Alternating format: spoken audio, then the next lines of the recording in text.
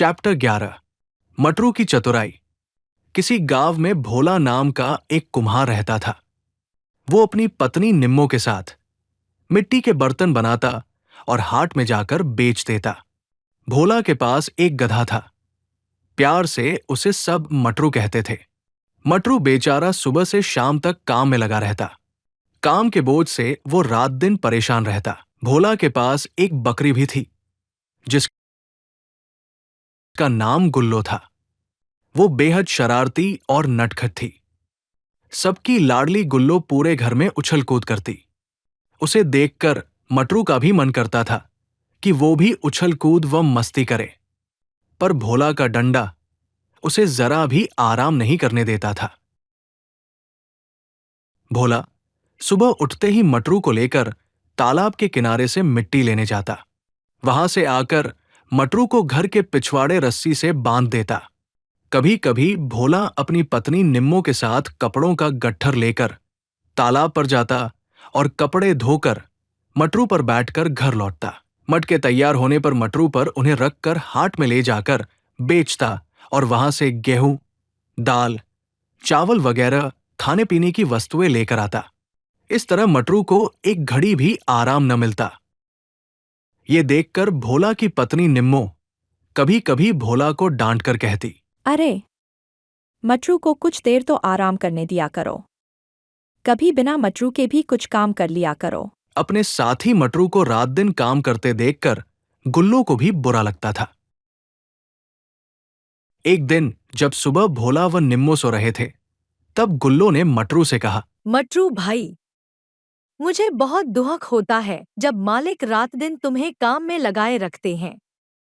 मेरी मानो तो तुम किसी दिन मौका देखकर 9-2-11 हो जाओ, जंगल की खुली हवा में आराम से रहना। न कोई बंधन, न रोक टोक। गुल्लो की बात सुनकर मटरू बोला, गुल्लो बहन, बात तो तुम सही कहती हो।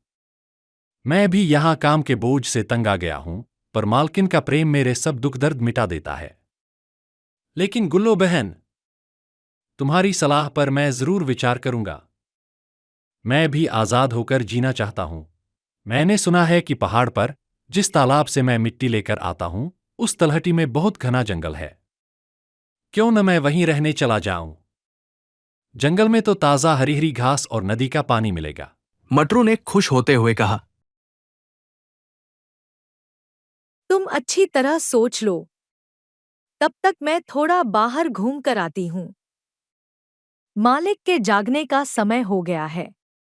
ये कहते हुए गुल्लो उछल कूद करती हुई आंगन से बाहर निकल गई। थोड़ी देर बाद भोला बाहर आया और चिल्लाते हुए बोला, अरे निम्मो, आज सोती ही रहोगी क्या? मैं मटरू को लेकर तालाब पर जा रहा हूं। जब तक तुम घर का कामकाज निपटा लो, हमें अब ज्यादा मटके तैयार करने होंगे, क्योंकि गर्मी का मौसम आने वाला है। गर्मियों में मटकों की बिक्री बढ़ जाएगी। ठीक है, जाओ। पर मटरू पर मिट्टी का ज्यादा बोझ मत लाद देना। वो भी बेचारा थक जाता होगा। निम्मो ने कहा, तुम उसकी ज्यादा चिंता मत किया करो। बड़ी आई मटरू की तरफदारी करने वाली। भोला ने बेफिक्री से निम्मो को डांट दिया। क्यों न करूं? हमारे अपने बच्चे तो हैं नहीं, इसलिए मटरू और गुल्लो को ही बच्चों की तरह पालती हूँ। निम्मो की आवाज उदास हो गई। ठीक है बाबा, पूरा ध्यान रखूंगा तुम्हारे इस लाडले का। ऐसा कहकर भोला मटरू को लेकर तालाब के पास जा पहुंचा। मिट्टी खोदते खोदते भोला थक गया तो कुछ देर पेड़ के नीचे लेटकर सुस्ताने लगा। थकान के कारण उसे नींद आ गई। मौका देखकर मटरू चुपचाप वहां से निकल गया। थोड़ी देर दबे पांव चलने के बाद वो तेज दौड़ने लगा और तलहटी के पास पहुंच गया। आजाद होकर वो बहुत खुश था। चारों ओर घना जंगल था। जंगल में कल-कल बहती नदी थी। नदी के किनारे उसने हिरनों के झुंड को छलांग लगाते देखा। हिरनों की देखा देखी उसने भी जोर से छलांग लगाई और हिरनों के साथ दौड़ने लगा। तभी उसे सामने से आती हुई कुछ गायें दिखाई दी।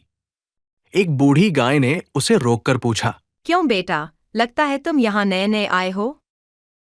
हाँ मौसी, मैं पहाड़ी के पार की बस्ती से आया हूँ। मटरू ने अपनी पूरी कहानी बूढ़ी गाय को सुना दी। उसकी कहानी सुनकर बूढ़ी गाय बोली, देखो बेटा, तुम यहाँ रहना चाहते हो तो रहो, लेकिन जंगल में रात को जंगली जानवरों का डर रहता है, इसलिए हम शाम होते ही वापस अपनी बस्ती में चले जाते हैं। मेरा कहा मानो तो तुम भी हमारे साथ वापस बस्ती में चलो। नहीं मौसी, मैं तो अब आजाद होकर जीना चाहता हूँ।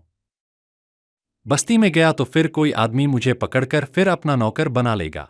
मटरू ने बीते दिनों को याद करते हुए बूढ़ी गाय का प्रस्ताव ठुकरा दिया। बेटा, तुम्हें परिश्रम से नहीं डरना चाहिए। यहाँ जंगल में खाली बैठकर तुम आलसी बन जाओगे और बीमार हो जाओगे। काम करने से तुम स्वस्थ रहोगे। आगे तुम्हारी मर्जी। अब शाम होने वाली है, हम जाते हैं। तुम अपना ध्यान रखना। कहकर बूढ़ी गाय बस्ती की ओर चल दी। मौसी, मैं अपना बचाव करना जानता हूँ। कहीं गुफा ढूंढकर रात बिता लूंगा। इतना कहकर मटरू ने पेट भरकर ताजा हरी घास खाई और नदी का ठंडा पानी पीकर बहुत खुश हुआ। अब मटरू आजाद था। न काम का बोझ, न भोला का डंडा, लेकिन उसे निम्मो और गुल्लो की बहुत याद आती थी। रात होने लगी तो मटरू सोने के लिए कोई सुरक्षित ठिकाना ढूंढने लगा। अचानक पेड़ों के झुरमुट में से उसे शेर की दहाड़ सुनाई दी। मटरू का दिल धक से रह गया। वो जानता था कि वो कितना भी तेज दौड़े शेर उसे पकड़ ही लेगा।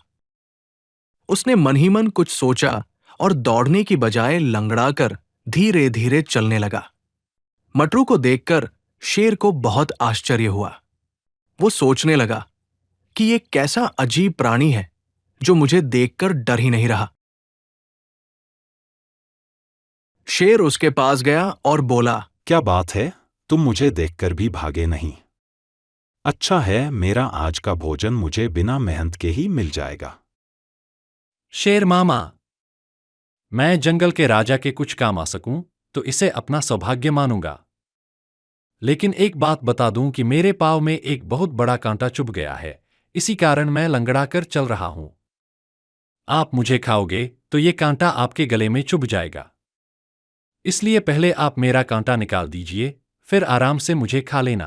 कहते हुए मटरू ने शेर को प्रणाम किया। अरे वाह, तुम तो बहुत समझदार हो। लोग तुम्हें बिना बात ही मूर्ख समझते हैं। लाओ, पहले मैं तुम्हारे पैर से कांटा निकालूं, फिर आराम से तुम्हें खा लूंगा। कहते हुए शेर ने मटरू के पिछले पैर में कांटा ढूंढने लगा। मौका देखकर मटरू ने शेर के मुंह पर जोरदार दुलत्ती मारी और तेजी से बस्ती की ओर दौड़ चला। मटरू की दुलत्ती सीधे शेर के जबड़े पर लगी और वो करहाता हुआ वहीं गिर गया। शेर ये सोच सोचकर और दुखी था कि यदि किसी को ये बात पता चली कि एक गधे ने जंगल के राजा को बेवकूफ बना दिया तो सब उसकी हंसी उड़ाएंगे। कुछ ही देर में मटरू लंगड़ाता हुआ भोला के घर जा पहुंचा। उधर भोला सारा दिन उसे ढूंढ ढूंढकर परेशान हो गया था। मटरू लौटा तो भोला ने उसकी पिटाई करने के लिए डंडा उठा लिया। निम्मो ने लपककर उसके हाथ से डंडा छीना और कहा, देख नहीं रहे, बेचारा लंगड़ा रहा है। जरूर इस पर किसी जंगली जानवर ने हमला किया होगा। बेचारा जैसे तैसे जान बचाकर लौटा है। डंडा किनारे रखकर निम्मो ने मटरू के सिर पर हाथ फिराया और भोला को डांट कर कहा, देख लिया ना, किसी को जरूरत से ज्यादा परेशान करने का क्या नतीजा होता है। निम्मो के दुलार से मटरू की आंखों से खुशी के साथ ही पछतावे के भी आंसू बह निकले। गुल्लो भी मटरू के साथ हुई घटना का अनुमान लगा चुकी थी। उसने मटरू के कान के पास अपना मुंह लाकर मिमियाते हुए कहा, क्यों मटरू भाई, जान बची और लाखों पाए, लौटकर बुद्धू घर को आए। मटरू ने गर्दन घुमाकर गुल्लो की ओर देखा और दोनों खिलखिलाकर हंस पड़े। सुधा रानी तैलंग।